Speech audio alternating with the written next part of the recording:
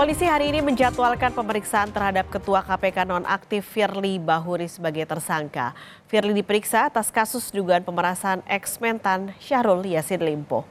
Menurut Wakil Direktorat Tindak Pidana Korupsi Barreskrim Polri, Kombes Arif Adi Harsa, pemeriksaan Firly akan dilakukan hari ini mulai jam 10 pagi.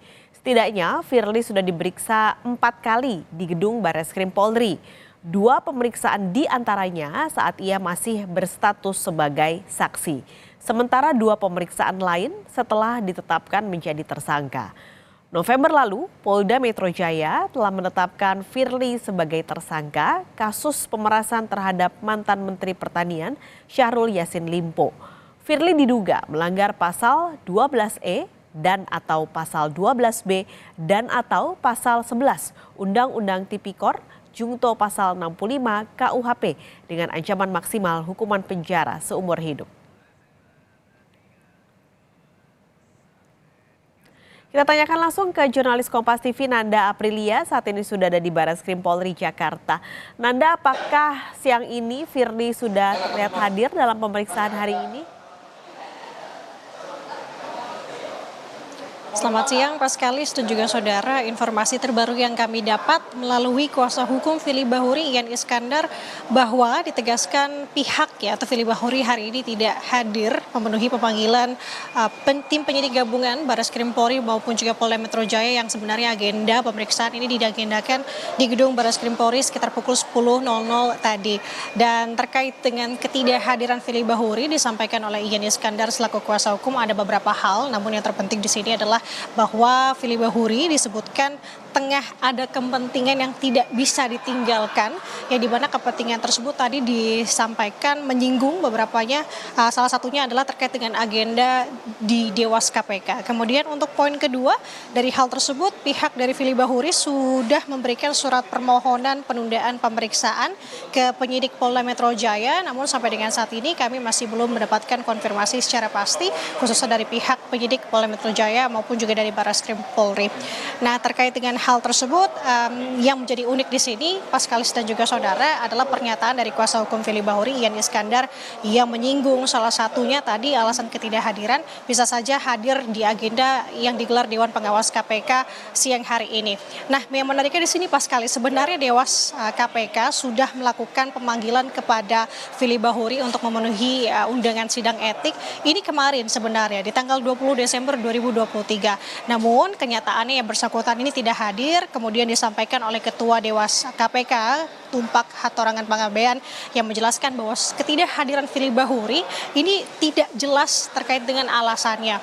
Nah, ini menjadi perhatian juga tentunya karena sebenarnya untuk agenda di Dewas KPK kemarin tanggal 20 Desember ini sebenarnya juga atas permintaan dari pihak Firly Bahuri yang meminta pengunduran kembali di tanggal tersebut, yang sebenarnya untuk sidang etik ini digelar pada tanggal 14 Desember 2023. Jadi artinya apakah dari sisi muncul upaya-upaya dinilai tidak kooperatif di sini, meski dalih yang disampaikan oleh pihak kuasa hukum Firly Bahuri sebagai perwakilan Firly Bahuri ini tetap melakukan menjaga kooperatif dengan memberikan surat permohonan seperti halnya contohnya seperti saat ini.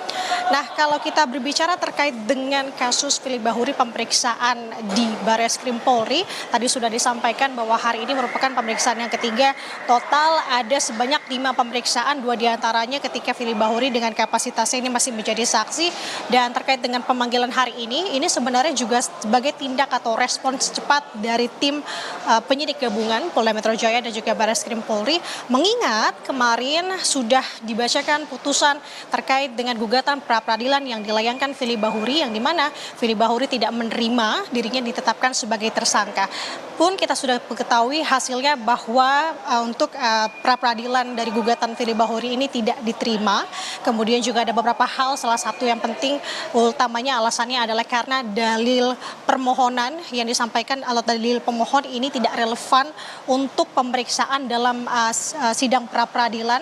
Kemudian juga ini sebagai penegasan sebenarnya Pak Skalis dan juga saudara bahwa tim penyidik yang sudah menetapkan Firly Bahuri sebagai tersangka ini sudah sah.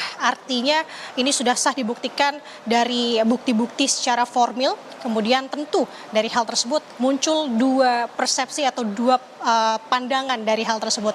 Pertama, tentu ini bagus untuk tim penyidik gabungan, artinya mereka sudah menjalankan kinerja ataupun sudah sesuai dengan secara hukum. Namun untuk di sisi lain ini sebenarnya menjadi alarm untuk tim penyidik gabungan, Paskalis dan juga saudara.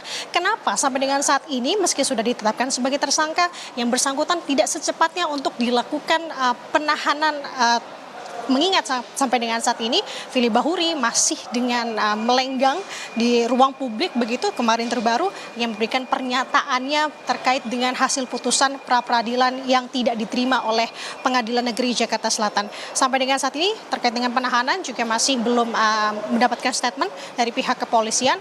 Namun yang terbaru yang kami dapat di sini terkait dengan upaya alasan kenapa masih belum dilakukan penahanan terakhir dari pihak Kapolri menyebutkan alasan subjektif yang dimiliki oleh tim penyidik. Beberapa diantaranya yakni penahanan ini dilakukan sesegera mungkin ketika seseorang ditetapkan sebagai tersangka. Pertama, dikhawatirkan tersangka ini dapat kabur, menghilangkan alat bukti, kemudian tersangka dapat melakukan tindakan itu terjadi. Itu kembali. Artinya sampai dengan saat ini penyidik masih belum melakukan penahanan terhadap Firly Bahuri, artinya penyidik masih belum melihat Firly Bahuri atau meyakini Firly Bahuri tidak melakukan ketiga hal demikian. Tiga hal tersebut demikian, Paskalis. Baik, terima kasih laporan Anda langsung dari Bareskrim Polri Jakarta, jurnalis Kompas TV Nanda Aprilia.